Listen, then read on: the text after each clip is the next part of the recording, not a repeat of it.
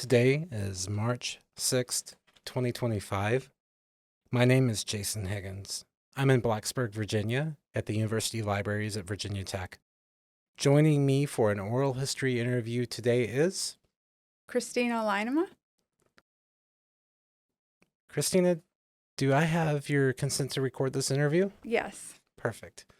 So I just want to talk a little bit about the process. We can pause or stop anytime. You don't have to answer any questions that you don't want to answer. You'll have an opportunity to review this recording before it's archived, before it's used in any way. Sound good? Mm-hmm. Before we get into your story, I have just short answer, brief biographical questions for you.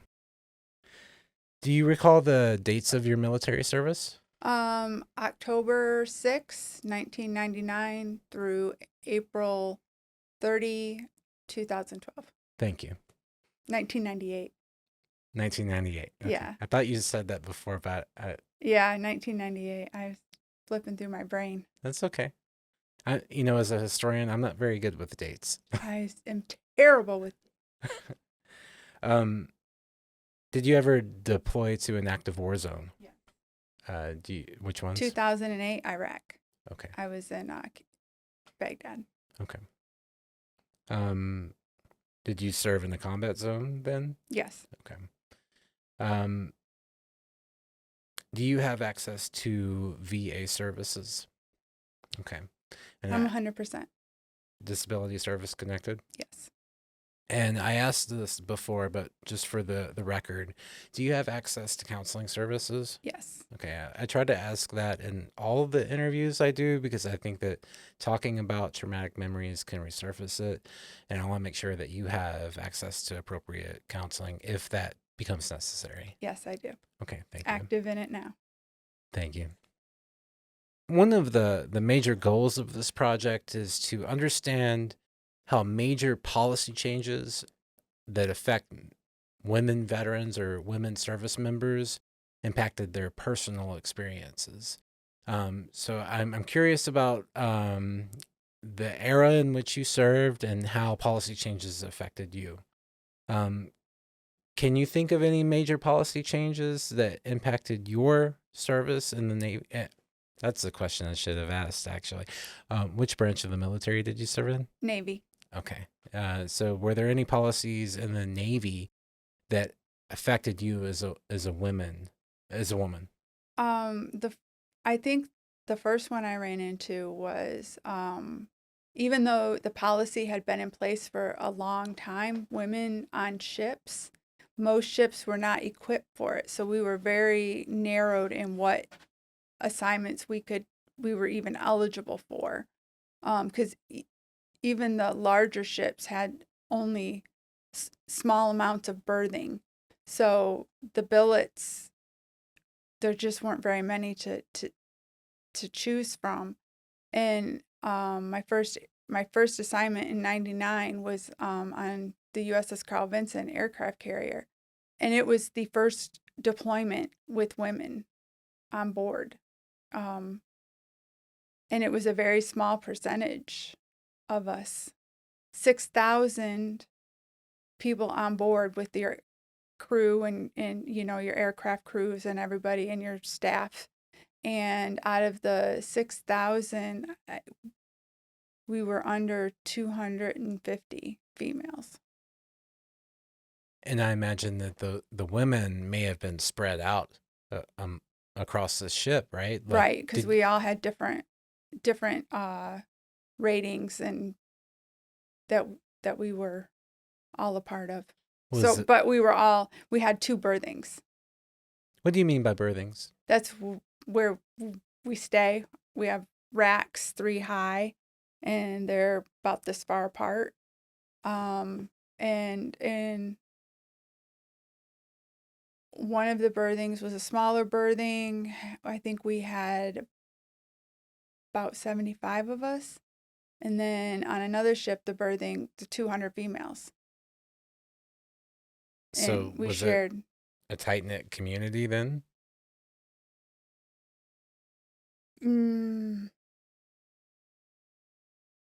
I don't think any more than any other place that I had ever worked previously with females. I mean, you're dealing with young women who are coming in with their whatever their experience had been. And so while I made a few really good friends, but I think that's more me. I came in older. I was 26 when I enlisted, and I had a 7-year-old daughter. She was 8 when I came in. So there was already a life experience difference, an employment difference, like, and being a mother. So some of these other girls, 17, 18, 19 years old, will not, I could be more of a mentor type deal than buddy. It was just a different stage of life. So, whenever you're assigned to an aircraft carrier, how many months away would you have been from your daughter? 6 months. How was that? Horrid. Mm, But I am better equipped than a lot of other women, and even men, quite a few men. Um, like when I had to leave for my next deployment, I had a 2-year-old son because I had a child while I was in. Um, and when I left, same with all my next deployments. When I left, it was like I was heartbroken, but then somewhere it just stops and it gets put away, and because then it's just I have to do my job. So and then yes, I'll have stages where I miss them and I thinking about them, but it's just like it all gets just pushed down, and I was able to really separate home and work, which may not be overly healthy, but it worked out well for me, at least to perform and not be heartbroken every single minute of every day. I understand. Because my life revolves around those children. Sure. Of course, as a father.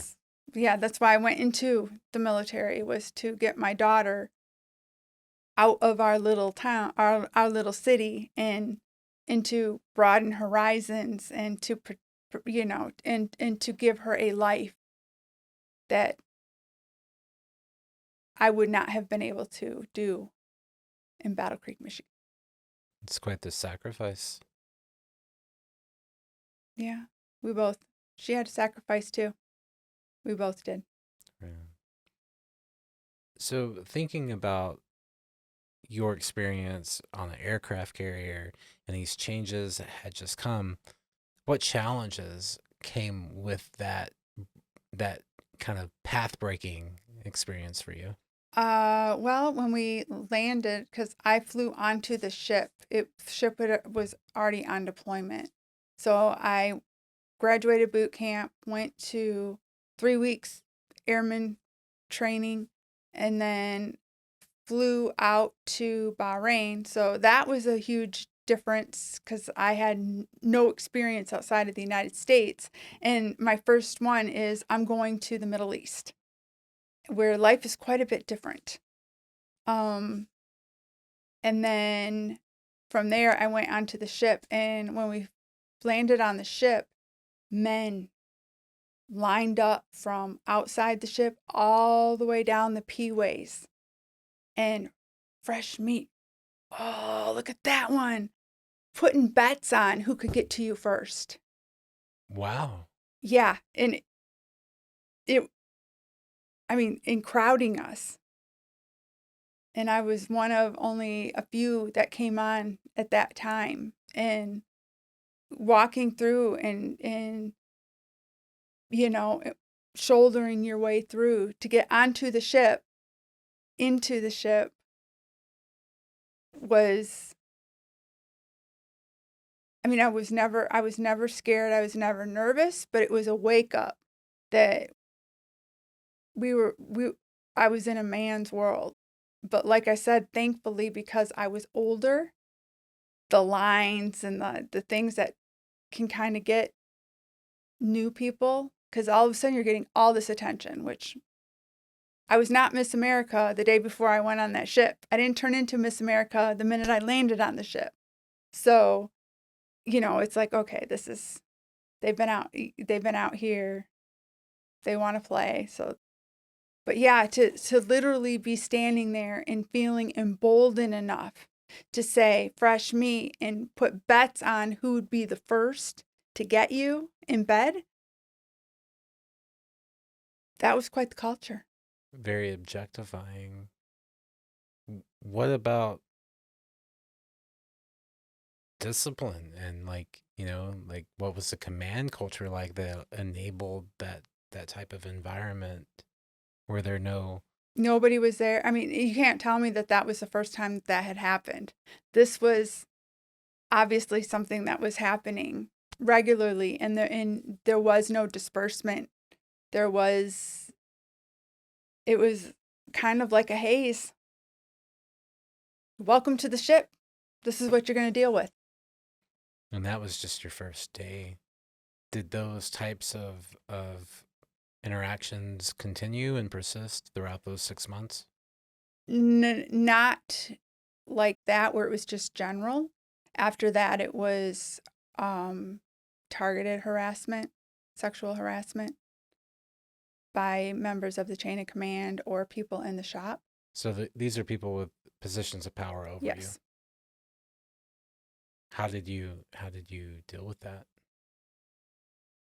I was very, very, very fortunate. I was in a very small division, and I worked directly with the department master chief and the air boss and the mini boss.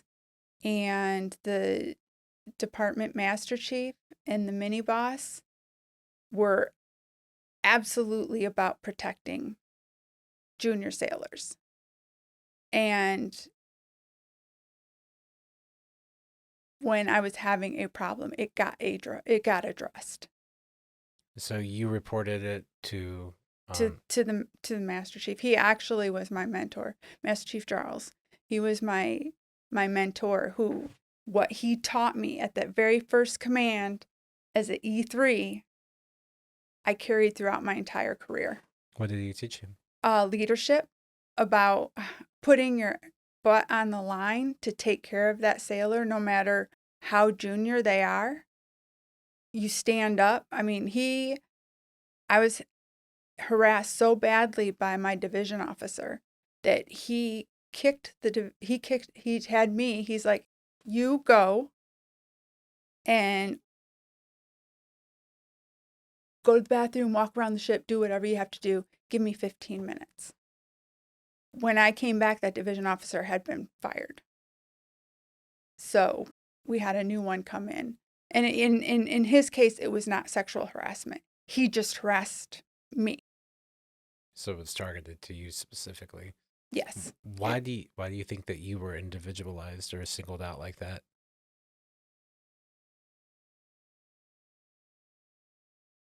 I'm strong. I'm strong. And I have integrity. And I did not kiss his butt like he expected. I was very respectful due to his rank and his position, but that didn't mean I needed to be a doormat. And because I was older and had experience as manager of stores and restaurants, I came in with a sense of self-awareness and esteem. So I'm very relieved that you had a positive me too, because it interaction. did not go well at other places. So to have that master chief and the mini boss be so positive and teach me, this is how you lead. This is your job, is to protect those who cannot protect themselves, was something that both male and females don't get enough. Right. I've talked to enough women to know that that's not always the case, and that command and people in positions of power create the culture. Yes. So before we talk about times in which maybe that positive leadership wasn't around for you, um, I want to kind of take a step back and just kind of get to know you a little bit more and your path to the military. So, where are you from? I am from Battle Creek, Michigan. Do you have family members who served in the military? My dad and my uncle and my brother were all Army. Did that have an influence on your decision to enlist?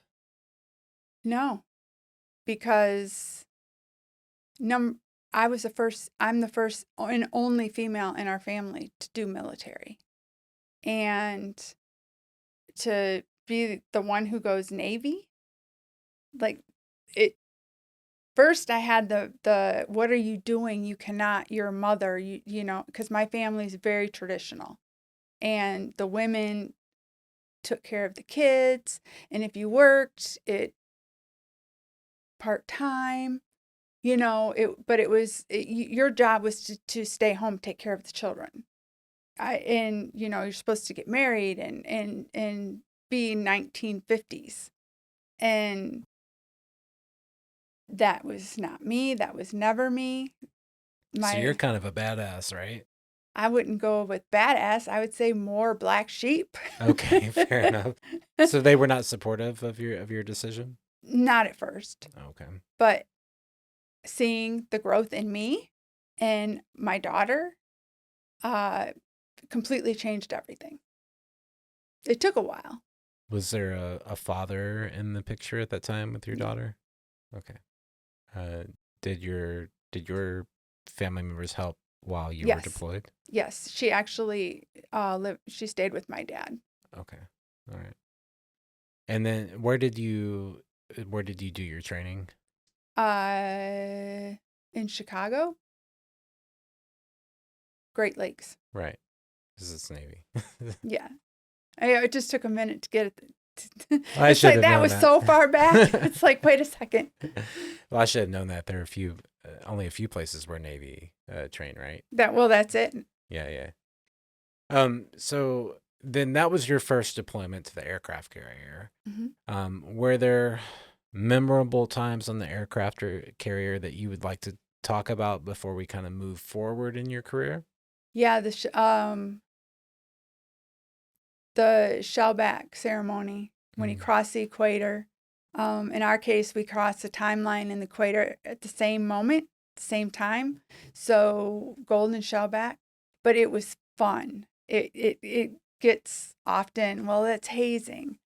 Okay, but it was a day to just have fun. Even though, yes, they were spraying us with fire hoses and crawling through garbage and blowing out pad eyes, you know, what they keep filling, but it was just a great day of fun. Um, and they were good with setting up cheap, affordable tours when you did go on shore. And when I was on there, we went to Australia for two different ports in Australia, spent 10 days total, which is a life experience that I had certainly never had, considering my first time out of the country was to the Middle East. So, and then Hawaii, and there was a few other places, but especially those, because that was a true enriching experience to experience other cultures. What did sailors do on leave? Well, we did tours, a lot of partying, because there's a lot to be said about the drunken sailors. You put us on shore. Oh, yeah. Yeah. We don't waste a minute. Was there ever any like risk of trouble in those situations? I never had a problem. I had very, very good friends, and we'd go out in groups and just have a great time. That's awesome. So I never had them, and my funniest story ever was when I was shore patrol. We were in Spain, and one of our sailors got hammered, walked into somebody's home, naked on their couch, drinking their beer, and all the family did was call shore patrol and say, "Hey, you need to come get your guy," which is unheard of, here because you'd get shot. Yeah. So, but yeah, they're just like, "Hey, we got a sailor here. Can you come pick him up?" I mean, but I never, in my experience during our port calls, outside of drunkenness, we never, mischief during drunk. There was never anything What was major your that happened. what was your occupation? I was well, I was undesignated airman, and then I struck radioman. But by the time the results came back, and I made petty officer, it was information systems technician. So it changed to IT. So computers and all communication systems. What was an average day like for you then on the ship? Because I was a radioman, 7 days a week, 12-hour days or nights, but it was never just 12 hours because we had to do trainings, and then we would have general quarters, and we would have, of course, fires, and which are really bad on ships. And then we would have man overboard drills, and then a true man overboard. If they spotted something in the water, they had to make, like a life vest or something would blow off the flight deck or something. And so then they'd call man overboards till we could get everybody accounted for. So most days were 14 to 15 hours. So Did you adjust to that well? absolutely. Okay. I mean, there were times that it would get pretty darn difficult because eventually your body needs a break, and it needs a little bit of unbroken up sleep, because even at night, or especially during the day, because there's people coming and going all the time, but even at night, there's people who work nights that are coming and going out of the berthing. So it's flipping on lights, and most are quiet, but then you always have your others that just are never quiet. So there's times that it was just the exhaustion, especially on the days that there would be several different drills or whatever, that in training sessions that just all happened to line up. Okay. But yeah, for the most part, you get used to it. So given that women were recently allowed on the aircraft carrier, were your healthcare needs met in that situation? Were they ready for women?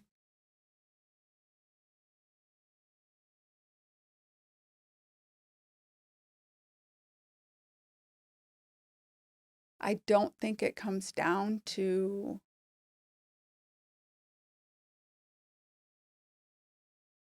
them being paired as far as having medications and stuff that we needed. I think as far as material, they were ready. However, the mindset of the doctors and the HMs,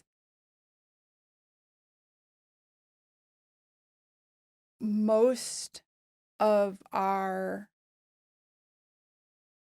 complaints got ignored, or it got it got shuffled off as, oh, you just don't want to work, you want to be SIQ.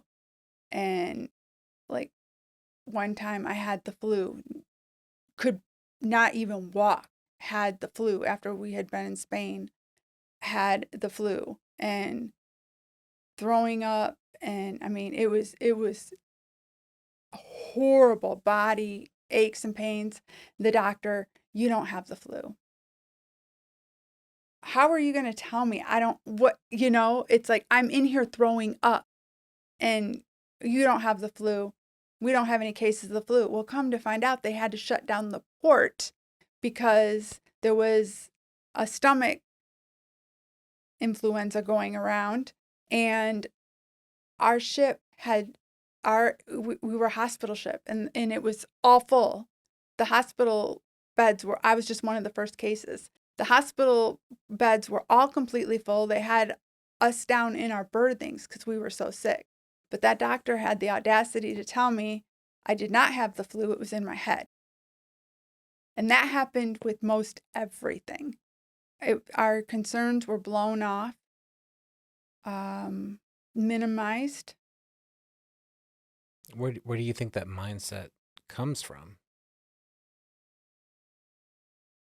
Happens in the civilian world too. Uh,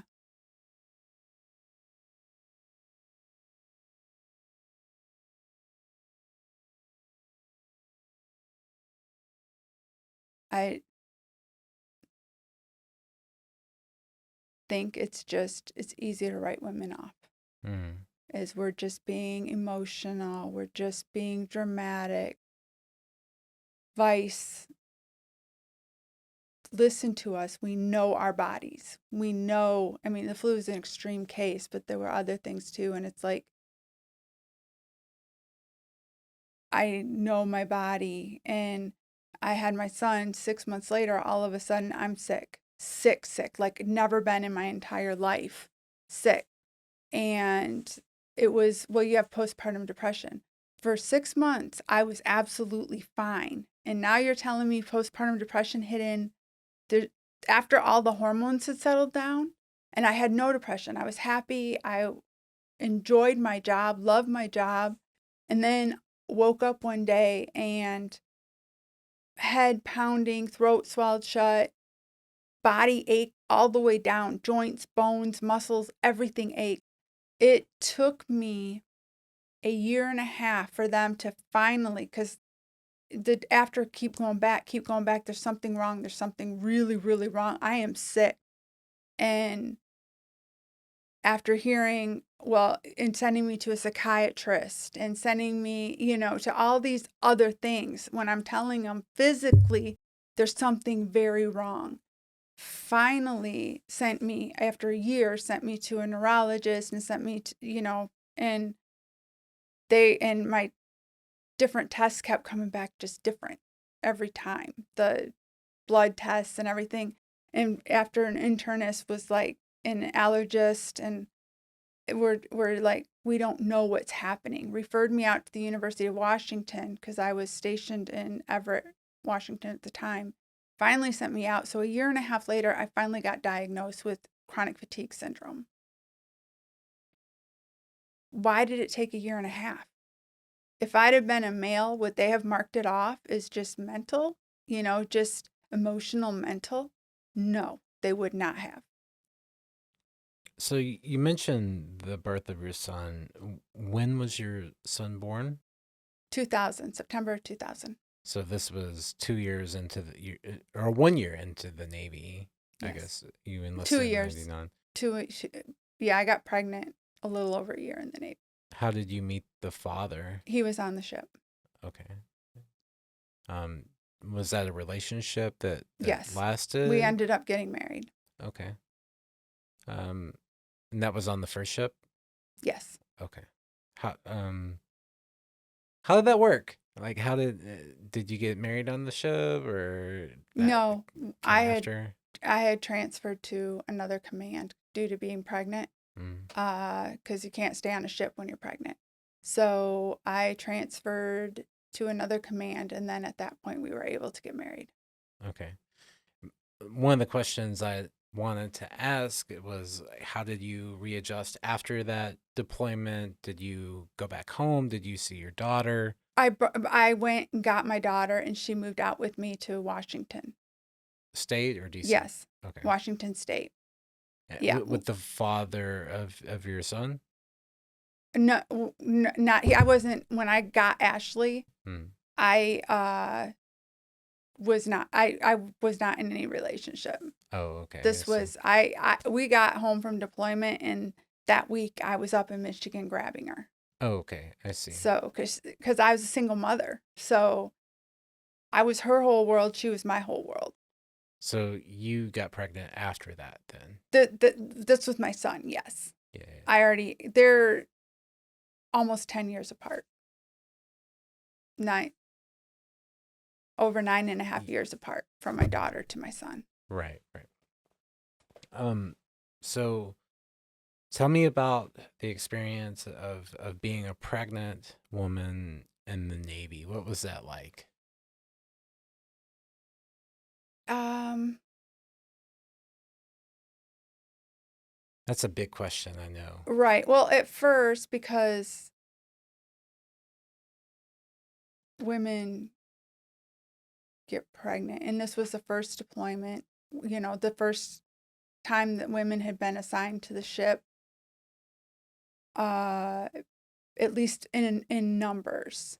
So there was oh, she got pregnant to get off the ship. Well, no, I have two birth control babies.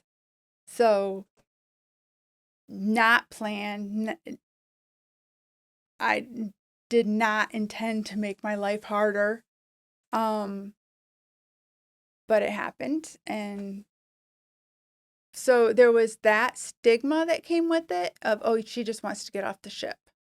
But it's like, dude, we ended deployment. We went and we're in the yards. We're not going anywhere. So that, why would I choose to get pregnant when I'm not having to leave anyways? But I don't think that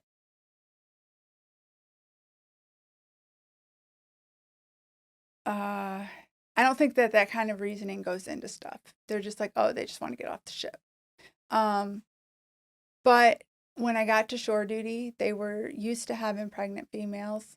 I was really sick though my entire pregnancy. I was really, really sick. So that made it difficult, but at the same time, at least like in the civilian world, if you're pregnant and you're sick and you can't work, you just don't get money.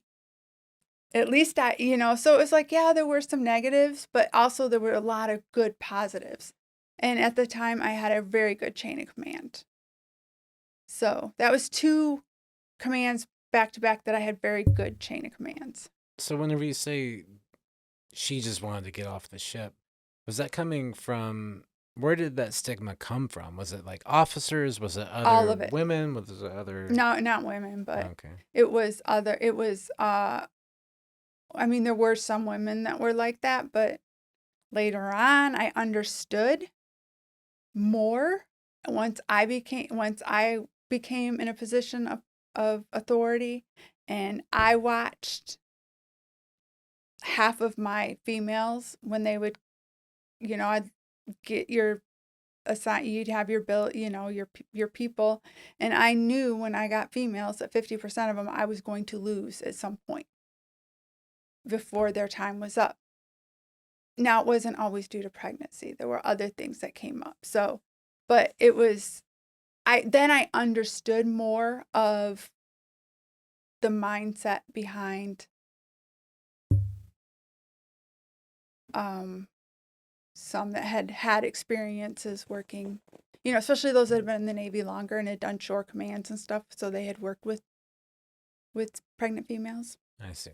I understand. So once you had your son, what was life like? Um, well, I had two kids and they were very spread out. So very different sets of life, daycare, school, sports. My son was very, very sick as a baby, and up until he was 4.5 before we got everything worked out. He had several surgeries, and so he was not sleeping. So, and then on top of that, then I had chronic fatigue.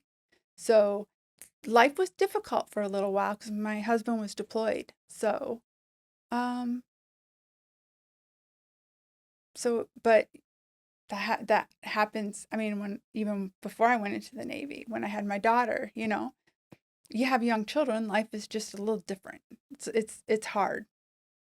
Well, you seem like a strong woman. Did you have any support or family come out where you No, were living? no. But I Hmm. had I had a couple good, really good friends, and so that helped.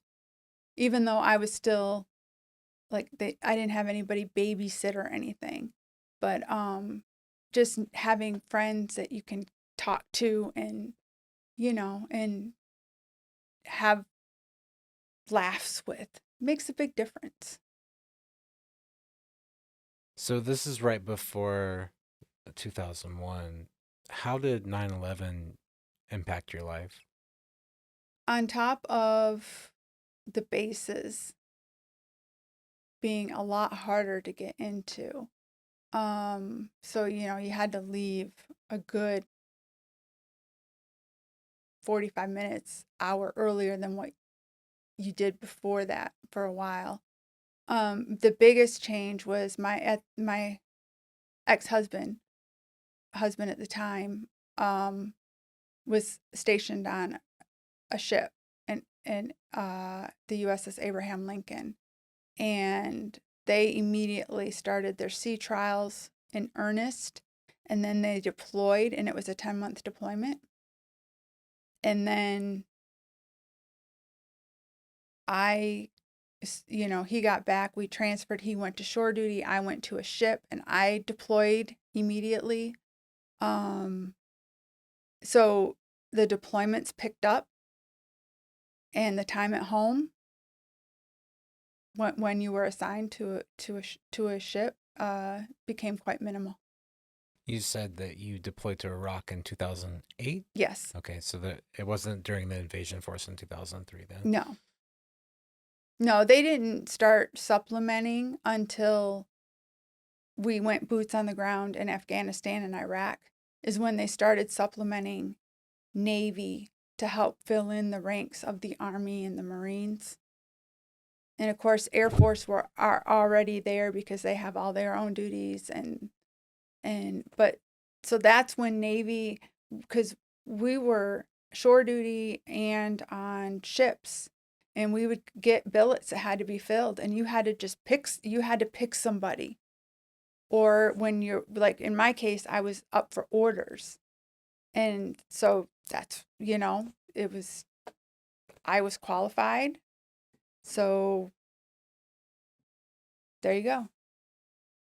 Because up until then, unless you were a medic or a specialty, you didn't go into the on ground. We were always on the ships or in our shore duties. It wasn't integrating with the army was not a thing.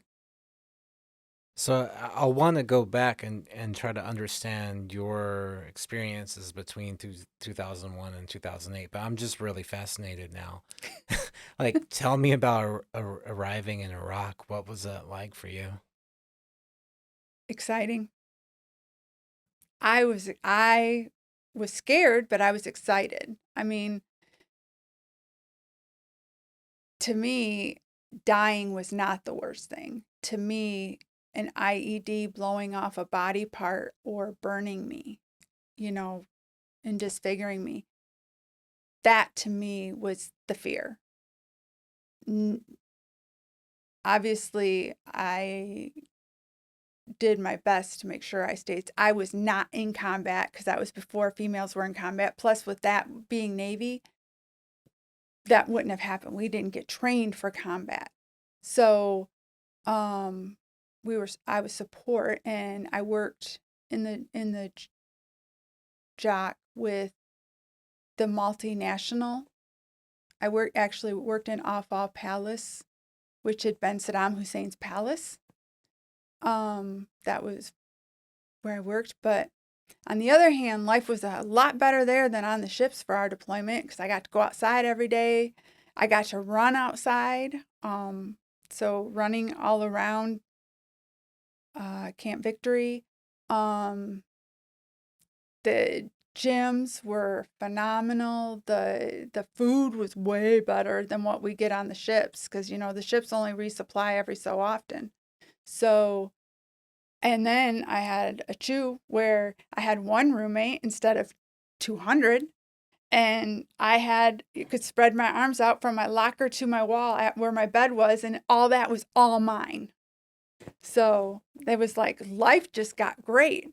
And then I'm talking to the Air Force guys that I was with, and they're like, "Oh, we get a stipend because life is so terrible here." And I'm like, "Are you kidding me? This is the best deployment I've made." So So you mentioned the IEDs. That would have been the threat while traveling across the country, right? yes. So once you're in the palace at your assignment, Oh, were they there? still shoot missiles in, and they shoot over the wall. That was my question. Was there a Yeah. threat of incoming? Yes. Okay. But you get numb to it. You hear incoming, incoming, incoming. And, the first week, you're just like, oh my God. And you're running to the shelters.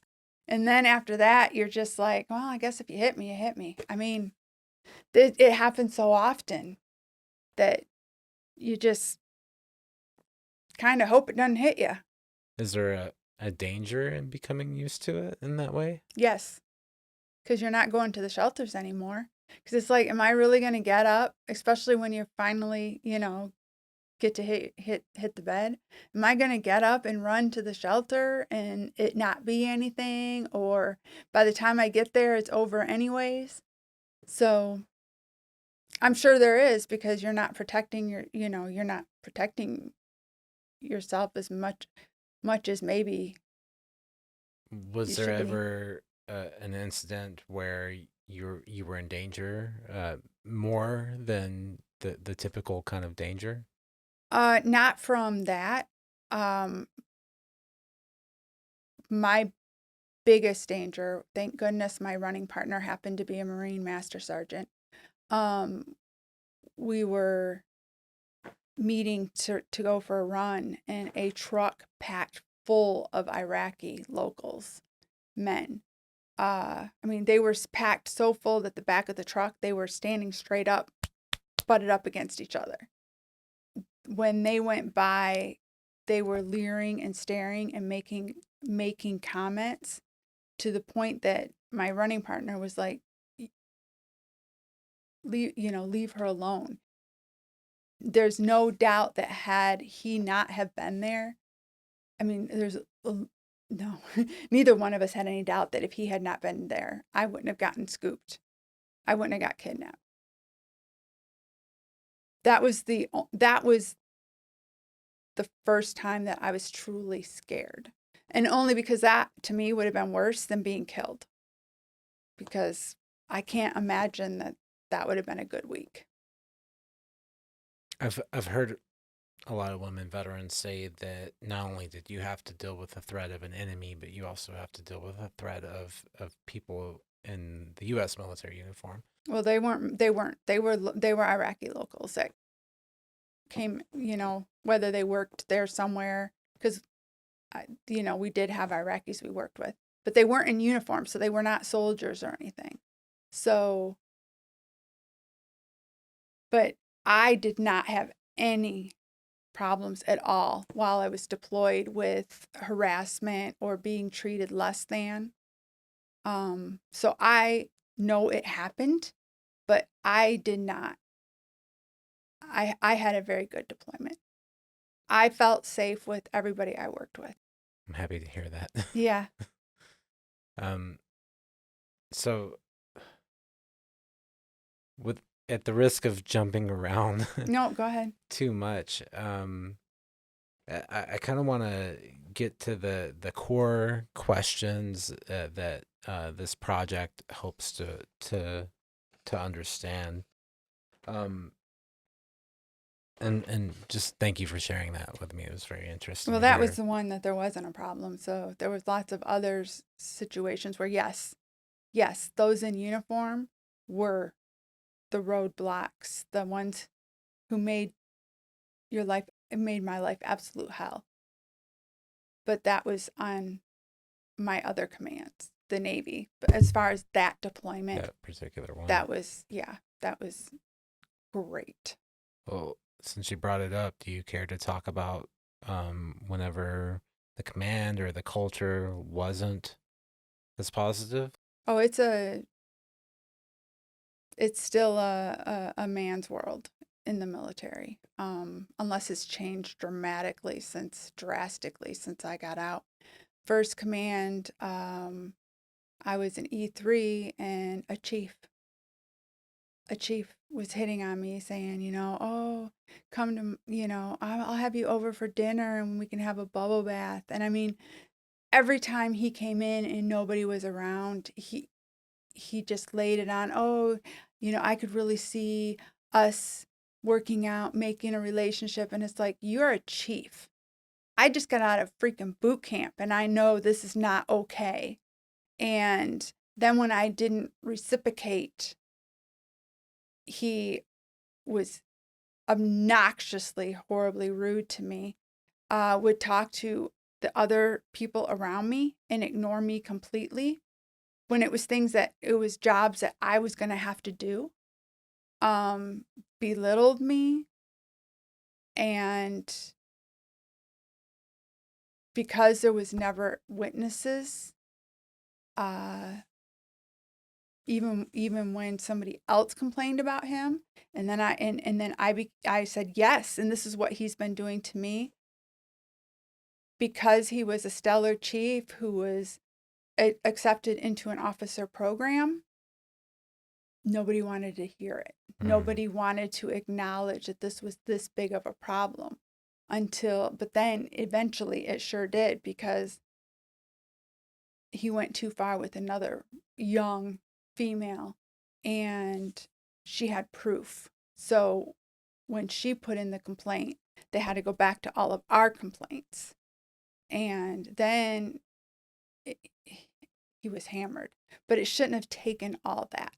Right. It should never have taken all that. Did you ever experience retaliation for reporting? Yes. At my another command, we were a det. So I had an OIC and a CMC. I had another sailor. I was an E4. He was an E5, stalking me, followed me home. I'd have to have people meet me and not go home. Emailing me, horribly graphic emails, saying he wanted to lick my toes. Yeah, he would come into work on days that he had off to stand to watch me walk up to the command, up to the barge that I worked in, and just stand there and watch me, and then come back at the end of the day to do the same. It took me a long time to report it and make an official report, because it always blows back on the complainant. Everything was substantiated because, like I said, I had witnesses, because there were several people that tried to step in and stop it, and he just didn't listen. And it was nonstop. I was petrified to go to work. And I was petrified to go back home from work, because he was trying to get my address. He was trying to get my phone number, but thank goodness the people who had access to that were like, you have no reason to have this information. So they didn't give it to him. So then he would just follow me when I would leave work, trying to figure out where I live. When the report was done, everything was validated, but I was not allowed to talk about it. He was sent over to, at the time, the OIC did not have the authority to put somebody out of the military. And that's exactly what my chain of command, because of the severity of his behavior, wanted him to be discharged. That no place in the Navy for somebody that would go this far. And then when it went over to the other side, the captain was a good old boy captain, and said, well, he didn't mean this. He said he was sorry, that he didn't mean this, that he wasn't harassing you. He never followed you. So all these witnesses, and it was a closed mass, so I didn't get to hear what he said. I didn't get to how he got himself out of this whole mess, but nothing happened. Nothing. He goes, well, I don't want to punish his family, because they're the ones that would actually be hurting if I took away any pay. And if I restrict him, then he can't help with his kids. So nothing happened to him. I had to live with the fallout at my command, because I was not allowed to say what had happened, and the report was not put out for everybody to read to say this has been substantiated. So I had to deal with don't talk to her because she'll report you for sexual harassment. It was a hellacious 2 years at that command. Not due to my chain of command, but it was so bad that between what the chiefs and the officers were saying, that my OIC had to pull all of the khaki into a meeting, and he was yelling, and this was the most calm person ever, yelling at them, this is substantiated. She did not report anything that was untrue. You need to treat her with respect, and you need to have it go down to your sailors. Of course, it didn't fix that. It didn't fix most of it. And then when he was kept over on the other side of the water at the parent command for 6 months. His wife got pregnant. They sent him back to work, not with me at my command, but on the base. So we would do PRT, and he would stand there and try to trip me as I was running, for our command physical fitness. And even when I ran my PRT, he stuck his foot out hoping to trip me. And all of his friends and coworkers were there laughing. People I worked with were laughing because he was a popular guy. And they were laughing and giving me a hard time. And so the harassment just picked right back up.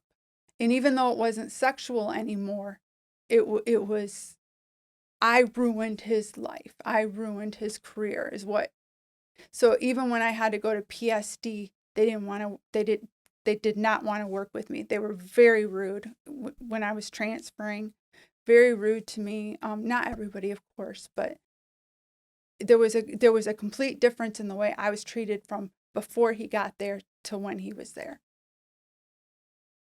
There was a steep retaliation. And there were no repercussions for him. No.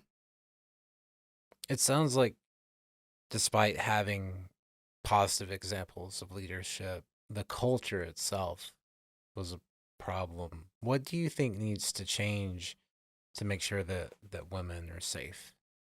They need to take validated cases of stalking, of sexual assault, and of domestic violence out of chain of command. Even with family advocacy FAP, they have all these instructions, everything that's supposed to happen, but then there's no way to enforce it. They did do it finally for sexual assault. They finally have taken it out of the CO's hands, because when it was in the CO's hands, some did what they were supposed to do, most did not. Was that policy change in the aftermath of Vanessa Guillen's death? Yes, I believe that was the catalyst that started it, Mm-hmm. that took it, finally Congress took it from being within a command's hands. Right. And that was one where it was a harassment, and she ended up dead. That's what it reminded me of, like the way you described the predatory behavior. I was scared. But I think the worst part was just getting away with it. And it was not my OIC, it was not my CMC at my debt. They did everything to have him handled correctly. But not only did he not get discharged, he didn't get any discipline at all, which made it look like I just made up a story. Did that feel like a betrayal to you? Yes. I was completely devastated. I hated the Navy. If I had been able to get out, I would have gotten out after that happened. Were there mental health effects on you after that? I'm sure there were, but it's like everything else. You have to keep going. I mean, I didn't have a choice. Yes, I was devastated. I was angry, but what do you do with it? You just put your uniform on and go back to work. When was that? Um, 2001. So that was pretty early in your career. Or no, it was 2002. Do you know if this particular individual ever faced any consequences? Do you know if he did it I to do not other know. people? I did not follow him. Mm. I moved from Washington to Virginia to get away from him. When my orders came, we moved across the country to get away from him. He was, this is kind of off, but I mean, it's the same. It was him. But we had bus shuttles to take us from the pier to the parking lots. And he would sit behind me. And one time my husband, when he was still in port, we were on the bus together. And he was sitting behind me. And he goes, well, when she gets done with that pretty boy, I'm here for her. And one day was bring your child to work day. So I brought Ashley to work. And he was behind us and saying, oh, she's got a better ass than her mom. My daughter was 12. This is how emboldened he felt. It didn't even stop in front of a child.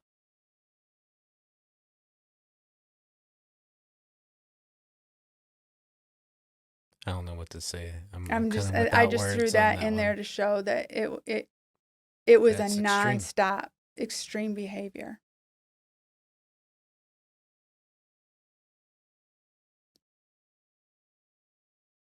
Were there other men? Were there other situations similar to that that happened to you Not personally? to not to that extreme. I mean, yeah, there was still being treated.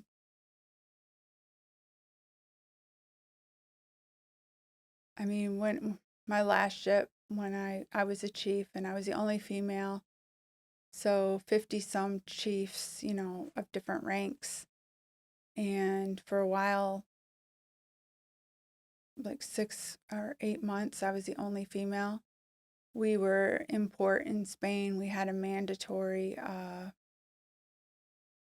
event. Went, of course, there was a lot of alcohol involved. I was E7, a master chief E9, and a senior chief E8 in front of everybody. You're the only female chief, and you're pretty. You're slender. You're pretty. You've got the golden pussy. You could charge anything, and you'd make lots of money in front of everybody. So it didn't stop just because I made rank. And I had my master chief of my department. It was not sexual, but he treated me badly, talked to me, I mean, when I'd fight for my sailors, he looked right at me and says, I don't trust you, you're a liar. While we're in the middle of catching him in lies. Wow. So, but he would grab me and grab my elbow and stop me and berate me, but not talk to any of the men. So the harassment continued. And when I went to my CMC, first thing he said to me when I told him, and after my other situation, the last thing I ever wanted to do, even though we're now 7 years past it, 6, 7 years past it, the last thing I ever want to do is make a complaint about another person. The very last thing I wanted to do was make a complaint. But finally, I had to, because I was being harassed to such a degree almost every single day that it I needed somebody to step in without making a formal complaint, because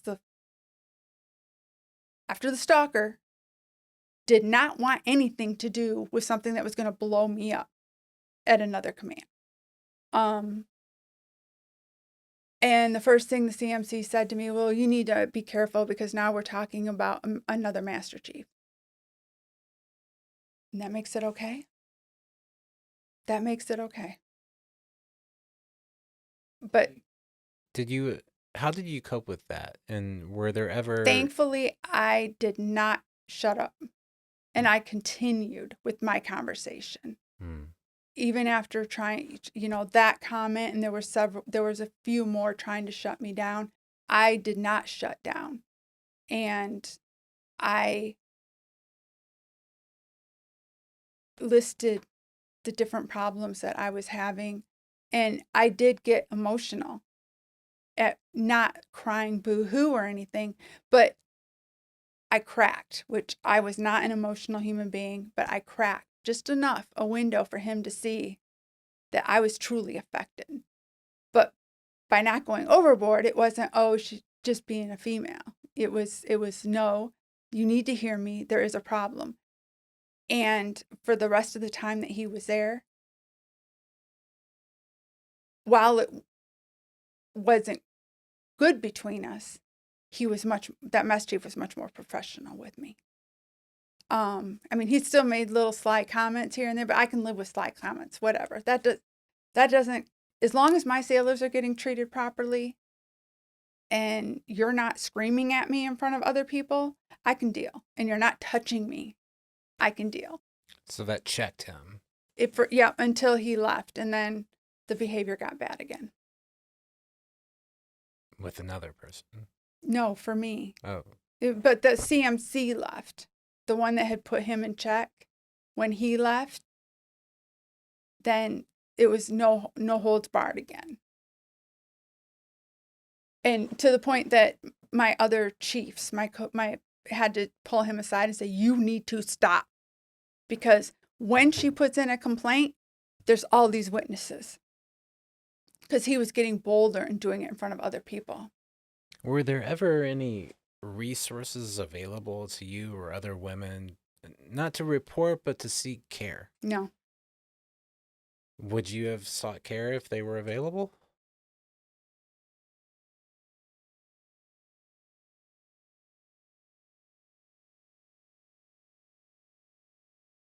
No. Why not? Because nothing stays a secret. Right.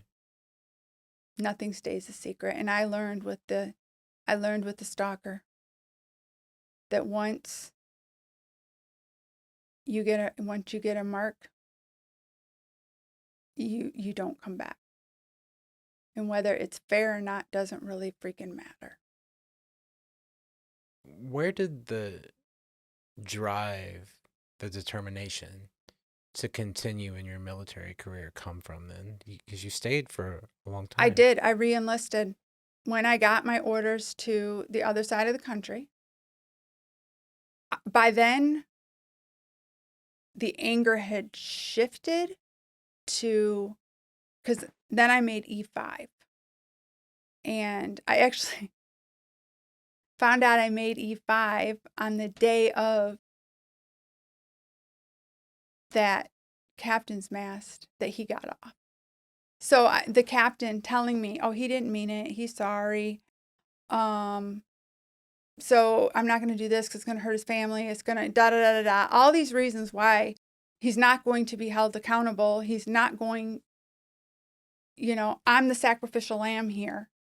And, oh, I didn't know. Congratulations. The results just came out. You made E5. I didn't give two flying fucks that day. You can delete that part out. I didn't give two flying fucks that day that I made E5 because they took what I had worked for, what I had studied for, and flushed it down the toilet. Just so you know, you can use whatever language you like. Well, we're adults here. Okay, I didn't know with the videos. But if you want me to edit it out, I can. But fuck Well, it. I think sometimes that's the only word for it. Yeah. But I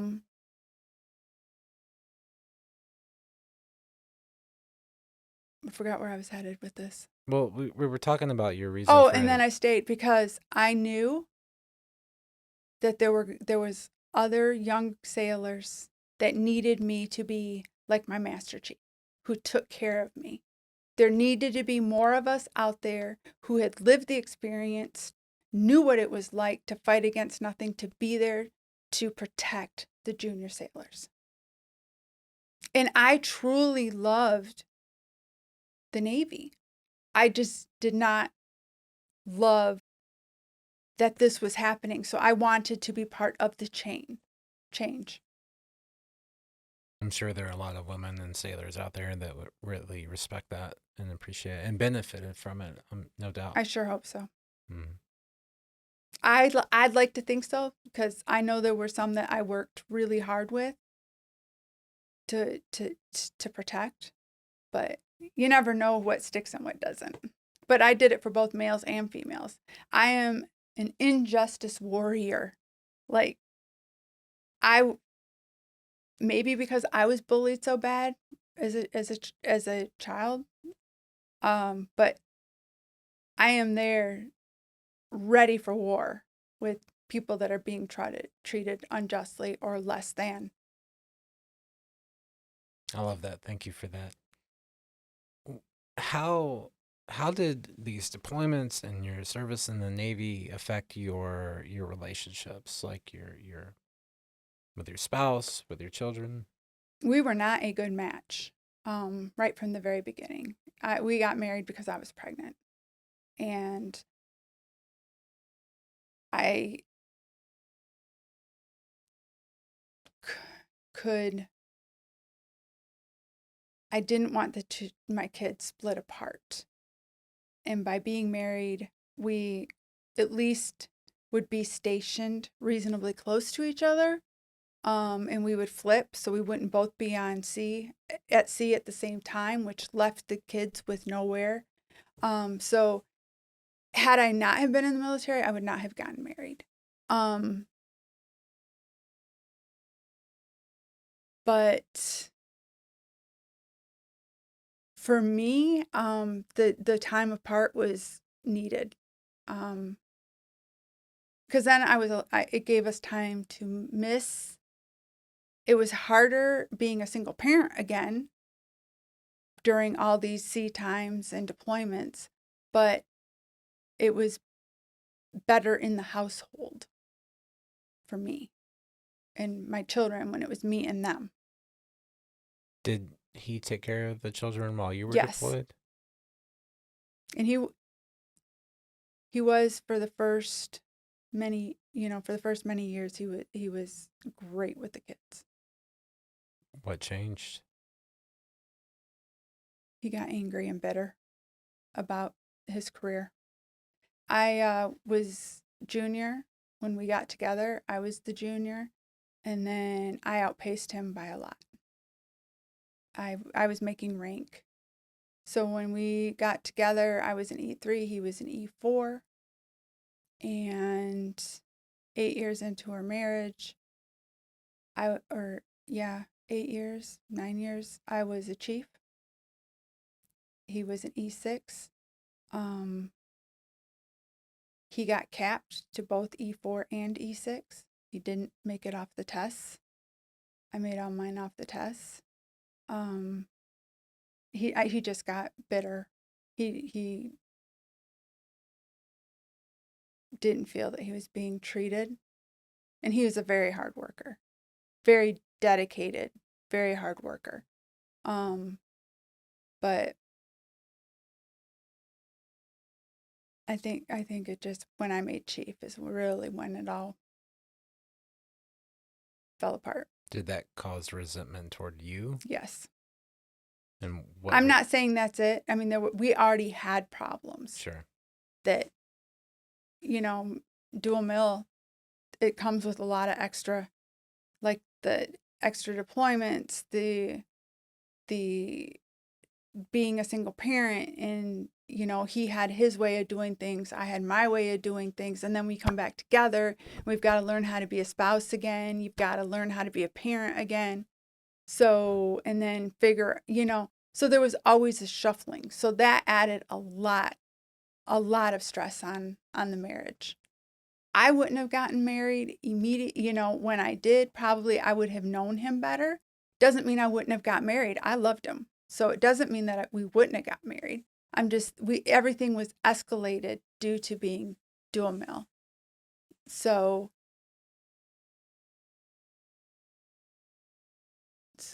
But yes, everything got a lot worse after I made chief. His anger levels towards me were very high.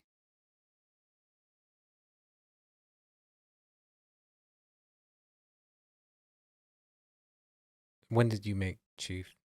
I made chief 2008. I was in Iraq when the results came out, and I was chief. I made chief right before my 10-year mark. So very quick. Even as your career is at its height, then your family and social falling life is apart. falling apart. How long did it persist like that with the anger?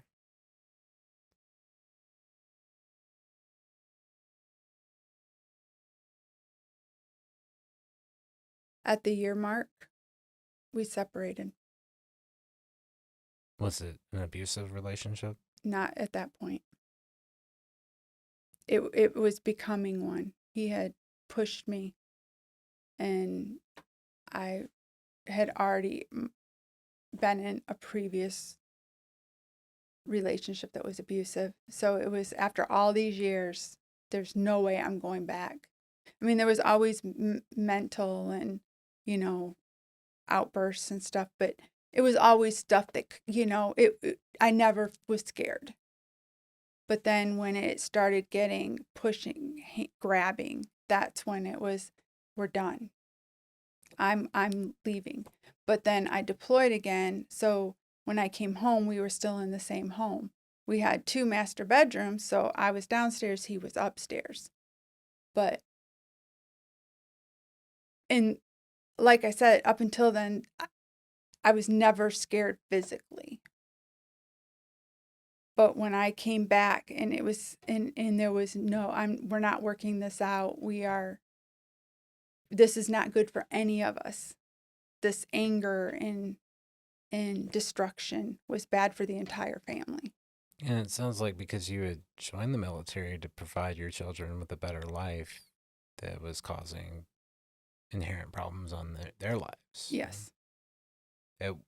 It was not a calm household. It was just a whirlwind of, you never knew what mood he was going to be in. There was no consistency for any of us. What was the breaking point? What do you mean?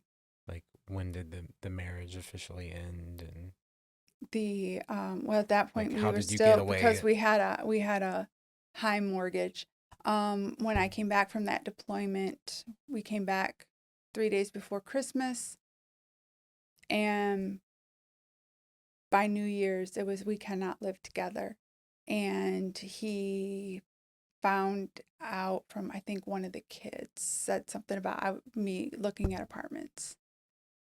And he lost it. I mean, he was angry, but then he went out drinking one night. And I was relieved because it was like, when he's not here, it was so calm. So I was relieved. But when he came home, he'd been drinking, and he started with, you're talking to someone else. And I'm like, no, I'm not. When I just got home from deployment, I'm here with the kids when I'm not on duty. And as a chief, I was working 14, 15 or more hours. Plus we were getting ready for a major inspection. So it's like, when all my time is accounted for. And he And I said, and I don't accuse you of anything. I don't know what you're doing. I don't know who you're going out with, but it's okay. We're separated. So, we had an agreement. Nobody brought anybody else home because that was not good for the kids. And it wasn't good for each other. Like, why instigate a problem that doesn't need to be instigated? But it was like a light switch went off. We went from having an argument to all of a sudden, no emotion. He attacked me, broke my front teeth because he was smashing my head against a tile floor. I had bruises everywhere. I was covered. Because he picked up a stool, rammed it into me. By the time he was done, I had a big knot on my head. Everything was black, swollen up. Went to the hospital, and they asked me if I lost consciousness. I said, I don't know. So they took it as a no. I went to a naval hospital, and with every fiber of my being, I wish I would give anything to go back to that moment in time and go to a civilian hospital, because they took that as a no, and I was never treated as a possible concussion. And it took for me to get diagnosed with PTSD to finally get the help I needed to find out I had a brain injury. So I was in absolute horror hell, still assigned to the ship, working 6-7 days a week, working these long hours. I could not keep up. I had a throbbing migraine. I was back at work with bruises everywhere, my teeth still broken out. I'm at work. I couldn't even get the time off unless I took my leave. At what point There was no support. did they determine that the traumatic brain injury was this the cause for your medical discharge? Yes, between the TBI and the PTSD, I was medically retired, force retired. He was allowed to stay. He was able to stay. He was able to retire. I was a sacrificial lamb. Even though I outranked him. And like I said, he was found guilty in the courts. He was found guilty in fact, but his chain of command chose to cover up the fact that he was in jail. They chose to cover up the fact that he was on active probation. He was charged with a felony by the time, but his parents got him a very, very good lawyer, one of the best lawyers, super lawyer.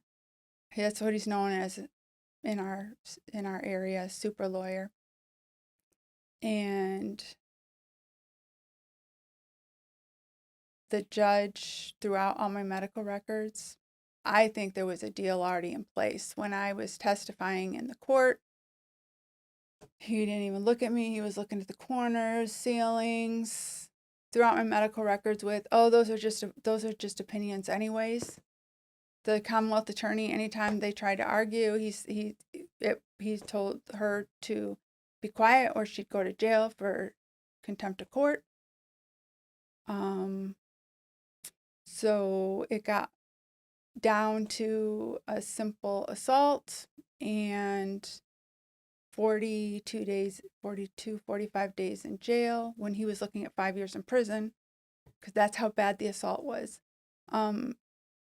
This was military court, right? No, this is a civilian court. He didn't go. His command on the stand said they were not going to pursue anything. And it's okay. And as a felony, they wouldn't have been able to cover it up. But his command covered it up. And that's where I was saying earlier about how those need to be taken out of. I had an NCI agent go with me to court because of the severity of my case. went with me to court. So if NCIS is getting involved because FAP has validated it, it is that bad of a charge, it should be taken out of a command's hands, because that command did not care because I was not their sailor. Because according to the family advocacy program, all of their instructions and policy, it was an automatic discharge for him. But instead, I was discharged, even though it was because of a different reason. Once again, proving that the male is more important than the female. It sounds like time and time again the Navy failed you. Yes. How long did it take for you to identify as a veteran? Like, or do you identify as a Oh, veteran? yeah. Is there a challenge in that? No, just heartbreak. I'm still grieving. I had plans, 30-year plans. I had plans. I was already up for senior chief before I got discharged. I mean, my goal was for CMC, where I could make impact on sailors, where I could help other sailors caught in situations like mine, where things that were being done policy-wise that made life harder for no good reason than somebody wanted to say, I did this. And you were kicked out against your will. Yes. So you're no longer able to protect those. And then women. I couldn't even do reserves because I'm 100% disabled. And so due to the PTSD and the brain injury, I couldn't even go into any of the reserves to try to maintain a piece of myself. I loved who I was up until that night. What was the process like seeking VA care? It was actually because I was being separated medically. It was very simple, thank God. They integrated the two processes, the Navy discharge and your appointments for the VA. They sent over all my records because at that time I was such a mess. I couldn't, I had memory, no short-term memory. I would not have been able to do it by myself. It was be here for this appointment. Okay, be here for this, So if it hadn't been for that, I would not have gotten the VA benefits. But they had it all set up. I was already rated by the time I got out. So 90 days after I got out, I started getting a check from the VA. What about the care that you received as far as like counseling or medical treatment? What was that process like? I still have TRICARE. So I was still going to the Naval Hospital for different appointments. But then eventually, because at the naval hospitals, your doctors come and go because they get sent, to different places. So once that had happened with a couple of them, then I just transferred over to the VA. The VA has been excellent as far as the pain clinic and neurology, like the specialty clinics, excellent care from. However, I stopped with the PCM because I could never get an appointment.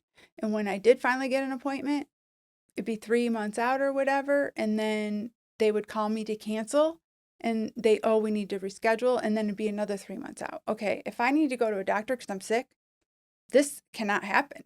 And I can't have an appointment that I booked out that far in advance only to have it canceled. And it happened several times and then rescheduled in future again. So I haven't had a PCM in many years now. And as far as mental health went, it was terrible through the VA. Just throwing medications at me. Everything just was a medication. And the therapist, one of them, I knew more about her and her family and their problems than what she knew about me. It was like I was her therapist. There was several others that between the Navy and the VA talked down to me, treated me like because I was enlisted, I was not intelligent. So I thank goodness have other insurance, because I have TRICARE. I was able to go outside of the system for both therapy and for medication. The psychiatrist give me medications. So I was very fortunate that I had an option because we were able to bring me down to bare minimums to bring me back because things got very, very bad. I was about to be I was on actually doing what needed to be done so I could end it all. Would you like to pause or take a break? Mm.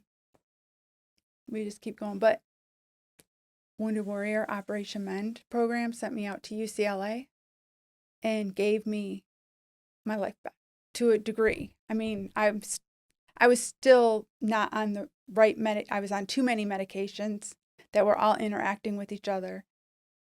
So there was still a lot to work through that in the last year with this new doctor for medication and with the pain clinic taking me off of most of I was taking a pharmacy's worth, taking me off of the medications to bring me down to what would work together and what is the minimum. And for the first time since 2010, I feel like myself. I'm seeing glimpses of Kristina, Mm. but it's taken all this time. And that sounds like a significant part of your children's lives. Yes. What effect did that have on them? My son's childhood ended because he felt like he needed to take care of me because I was in so much pain. And so at 8 years old, that's what he says, my childhood ended that night. And he saw it. He was a witness. Wow. So,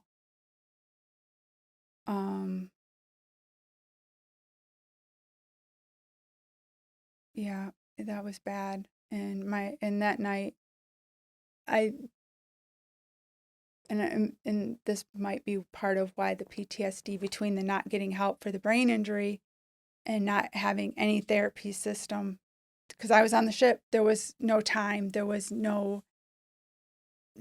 there was nothing to get the help I needed. But he had a gun, so I had to take an ass whooping of my life and keep him downstairs to make sure he didn't go up and get that gun because I was positive if he got the gun that we weren't gonna make it. So, but then it was like the light switch went back on. He came over to me, righted the kitchen, came over to me, and asked me, "Are you okay?" And, "Oh, let me get you some ice for your head." Like nothing had happened. Like he just walked in and that's how I was. It was I've never ever seen like a light switch on and off. Never. I've never seen a human being do anything like that. So, but Ryan witnessed all of that. So, my daughter was completely devastated because I had to call her and tell her, I had to take my son to a friend because he was there. I had to take my son to a friend to watch him while I went to the hospital. And she's a teenager during this time? yes, she was 19. 18. She was 18 because my son was 8. So from 2010 to now, how have you regained your life back? What have you been doing with your time as a civilian? I worked. I went back, worked for the Department of the Navy, which was devastating because I was so angry and so gutted at losing my career. That was the worst thing I could have done because I was still immersed and I didn't make the switch from active duty chief to because I was still I was a division officer as a civilian and I didn't make the brain switch. So I walked into this job acting like the chief when I didn't have any of the authority or any of the respect. Even though I was in a higher position, the respect wasn't there. From not all, I had some excellent sailors, but there were others that I wasn't in uniform, so I didn't have a right to say anything. Were you given opportunities to earn your respect? Well, I mean, every day you go into work, you're working on it, but there's just some people, you can't change a bad attitude or a mindset. So not only are you dealing with males who don't want to work with females, but then you're also dealing with females who don't like when you hold them accountable. It's like it's a mixed bag of people, but because I was no longer military, I didn't have any authority. So I had most of my sailors were excellent. So I'm glad to hear that. yeah, I had the best sailors for the most. I mean, yeah, there was some problem children, but for the most part, I had really good sailors at my commands. The way you talk about the people under your command is really inspiring, that despite all of the hardship you face personally, you always try to advocate. I respect that a lot. My, you know, from my first command, my master chief, take care of your sailors will take care of you in the mission. What was his name? Master Chief Charles. Floyd Charles. Is that still your job today? No, I'm unemployable at this time.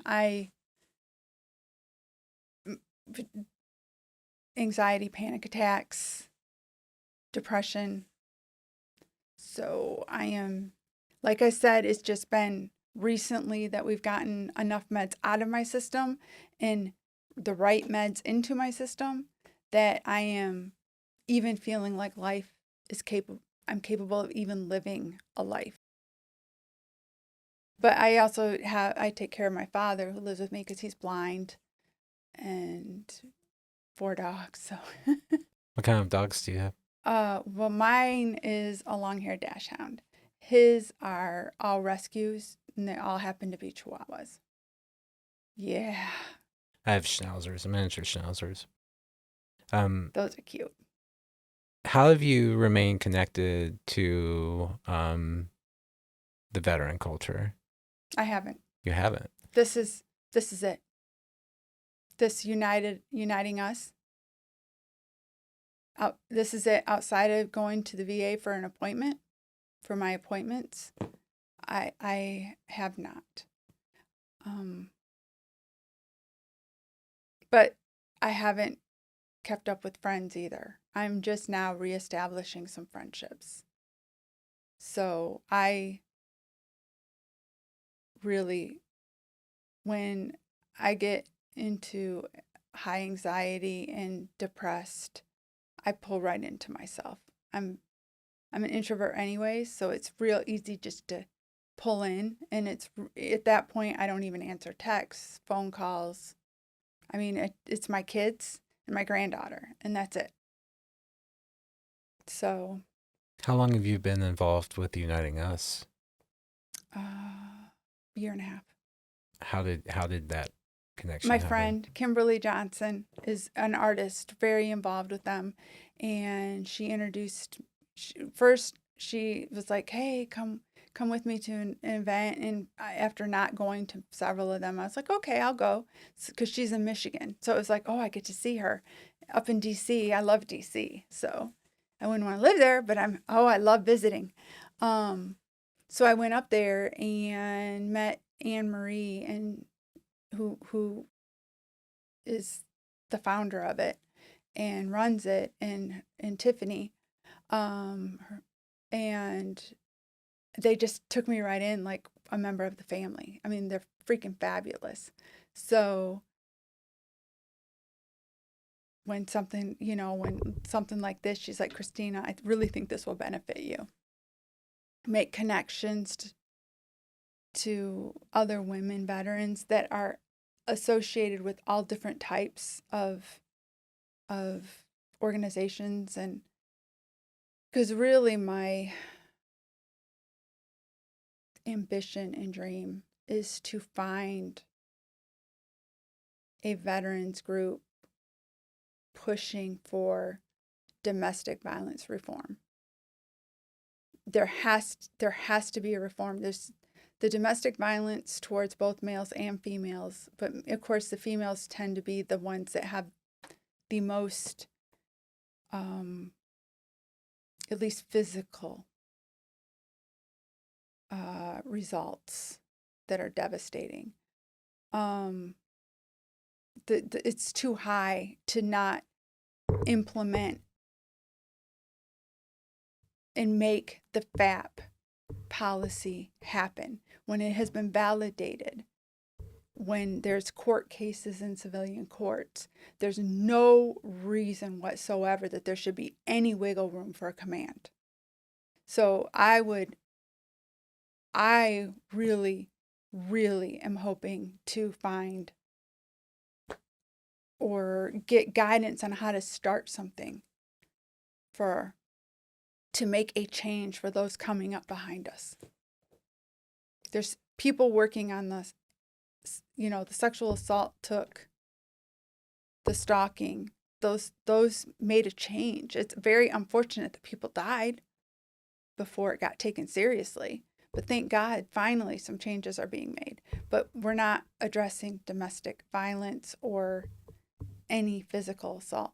And they're often interrelated. Yes, and from the failure of a command to allow the sailor to get the help that they need, the failure of the medical to address, because when you're at a command, when you're on a ship, you have the doctors that are assigned to the ship. You can't go to other places unless it's an emergency room.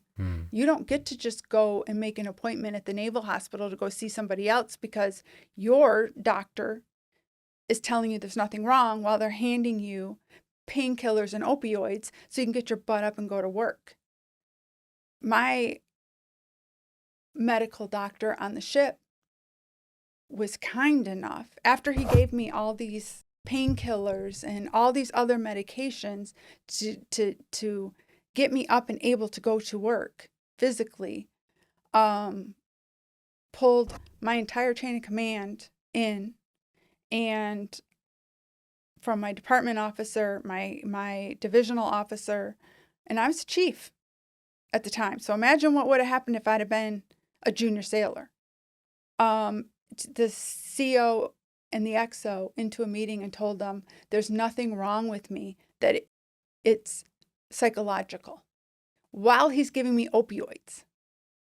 Never talked to me, never had a conversation with me, did this all over email.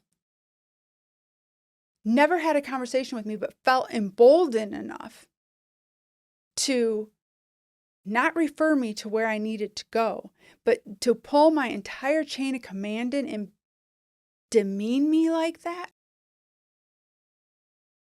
And they were harsh to me because I was a completely different person. Like I said, I'd be told you have a meeting, and it was like an eraser went through my brain. I didn't even remember speaking to the person. Things that were so easy for me before that night, all of a sudden became impossible. Writing awards, writing evals became impossible. Things that I could do them in minutes were just impossible. What keeps you going? One, I'm a stubborn human being. The best people are, actually. My kids, my kids, they are really good human beings. My daughter is a sheriff's deputy in Virginia Beach, which I'm very proud of. She's serving, once again, serving the community. But as a single parent, even those years I was married, they were short in between for my kids' life. My son graduated from Syracuse University and is a biotech engineer. Well, congratulations to him. So I'm very, my success is in my children. I may not have gotten to continue and finish my goal, but at least I didn't fail them to. It sounds like your goals have shifted. I'm still working on getting some goals to get new goals, because now that I'm coming back to living a life again, it's not just about surviving, it's actually thriving. So I'm finally getting to the thriving, and okay, what's next? It's important to have that next step, so I hope you find that. Like I said, if you hear of a group, let me know. Actually, I might know someone that might be able to connect you with, not too far from Virginia Beach as well. Because something's got to change. I'm starting to wind down in my questions, and I just want to say your story is so powerful, and this is a profound privilege and an honor just to hear it. Thank you for what you do, for letting us have a voice, because once we take our uniform, okay, we already have a minimal voice in uniform. And then you take your uniform off and nobody cares. Nobody cares about your suffering in and out. They just don't care. I have to think that if people knew, they would care, and that's part of why I think recording stories like yours is so important, and amplifying those voices and raising awareness. It's really important.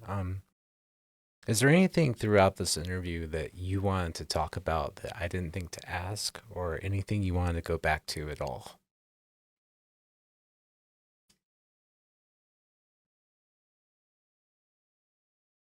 I don't look at myself as a female veteran. I'm a veteran. I earned everything that I accomplished. I earned through very hard work, just like males and females. Yes, we have a different path, because there's probably not a whole lot of females out there that haven't dealt with harassment. It is, like I said, it's still a man's world. But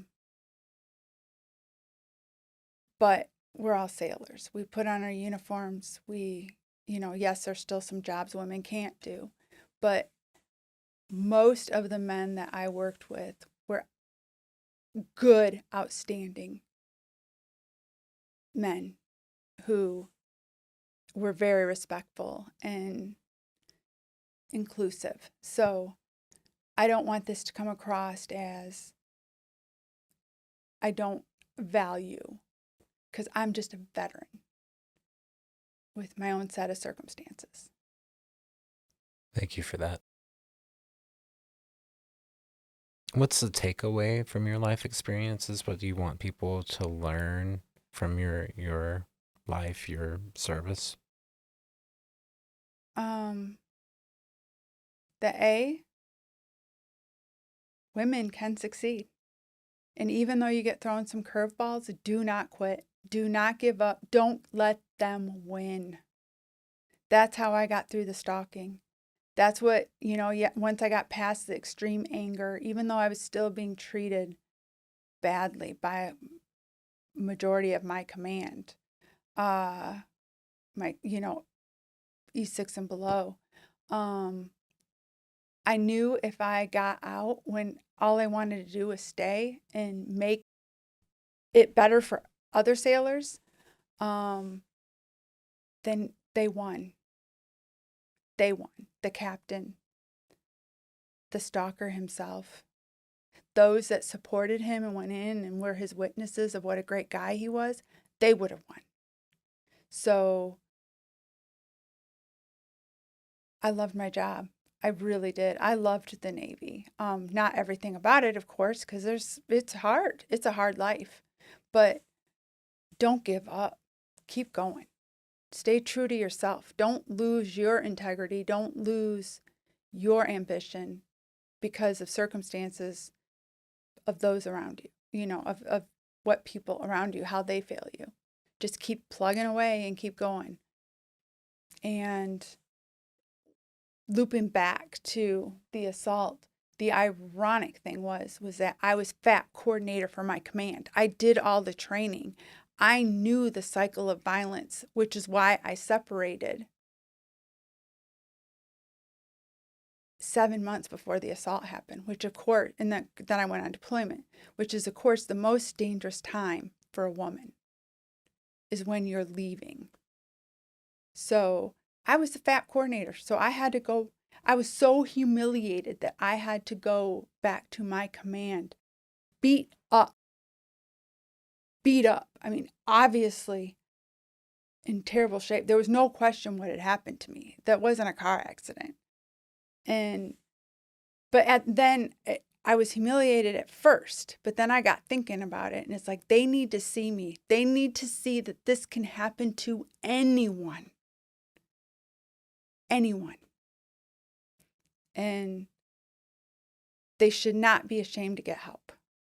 And I had so many male and female sailors come to me and tell me about what was happening to them. It opened me being beat up, opened the door to others to get help. So even when you're embarrassed, even when it seems like I can't do this, you can, because somebody else is going to benefit from you. You have to keep going. That sounds like a positive note to end on. I want to thank you for your stubbornness. Thank you. I want to thank you for for listening. For your service and your advocacy for others. It's truly admirable. This has been a real pleasure for me. Thank you. Thank you.